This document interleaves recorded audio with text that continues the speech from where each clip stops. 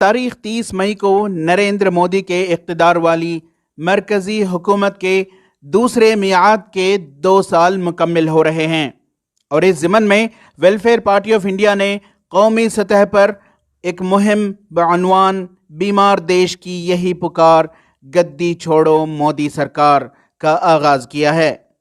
इस सिलसिले में बात करते हुए वेलफेयर पार्टी कर्नाटका के सदर एडवोकेट ताहिर हुसैन ने कहा है कि मोदी हुकूमत न सिर्फ कोरोना की वबा पर काबू पाने में बल्कि हर महाज पर पूरी तरह से नाकाम हो चुकी है।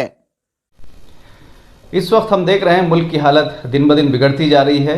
बिलखुसूस पिछले 2 सालों से हमारे मुल्क के अंदर जहां एक तरफ फ़िरक़ा परस्ती अपने उरूज पर है, वहीं मुल्क के तमाम शोबे जो है वो मुतासिर होते जा रहे हैं। हमारी मईशत तबाह हो रही है, यहाँ बेरोज़गारी बढ़ती जा रही है, गुर्बत बढ़ती जा रही है, जीडीपी गिरता जा रहा है, कीमतें बढ़ती जा रही हैं। तो इस तरह मुल्क के हर शोबे के अंदर हम देख रहे हैं कि तब्दीली होती जा रही है। लोग परेशान हैं, आम लोग परेशान हैं, गरीब लोगों की ज़िंदगी जो है यहाँ दोभर होकर रह गई है।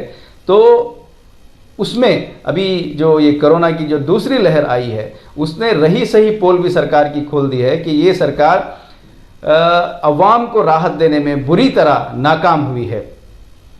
जिस तरह लोग, हज़ारों लोग सिर्फ गवर्नमेंट की लापरवाही की वजह से अपनी जानें खोई हैं, ऑक्सीजन वक्त पर न मिलने की वजह से, बेड न मिलने की वजह से, अस्पतालों का सही इंतज़ाम न होने की वजह से लोगों ने जान खोई है, और इसी तरह दवाइयाँ वक्त पर न मिलने की वजह से जान खोई है। ये सब जाहिर करता है कि ये हुकूमत जो है इस महाज पर भी बुरी तरह नाकाम हो गई है। फिर यहाँ मुल्क के जो इदारे हैं, जो आज़ाद खुद मुख्तार इदारे थे, CBI है, इलेक्शन कमीशन है, इस तरह के इदारों का भी इस वक्त क्या हाल है हम देख रहे हैं। तो इन सब चीज़ों को सामने रखते हुए वेलफेयर पार्टी ने एक फ़ैसला लिया है कि हम एक मुल्क गिर मुहिम चलाएंगे और इस मुहिम का उन्वान होगा बीमार देश की यही पुकार गद्दी छोड़ो मोदी सरकार। अब हम अवाम के ज़रिए से ये मुतालबा रख रहे हैं कि अब ये बहुत हो गया है, इस तरह मुल्क नहीं चलेगा, आपको जो है इस्तीफ़ा देना चाहिए, कोई दूसरे आएँ और यहाँ इख्तिदार चलाएं ताकि लोग यहाँ राहत की सांस ले सकें।